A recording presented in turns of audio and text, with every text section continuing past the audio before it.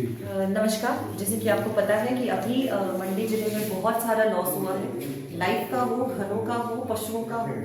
तो इस सिलसिले में बहुत सारी संस्थाएं हमसे जुड़ रही हैं। हम बल के लोगों के माध्यम से भी कोशिश कर रहे हैं कि सराज क्षेत्र के लोगों को जहां भी नुकसान हुआ है वहां हम करसोग में, गोहर में सामान पहुंचा सके।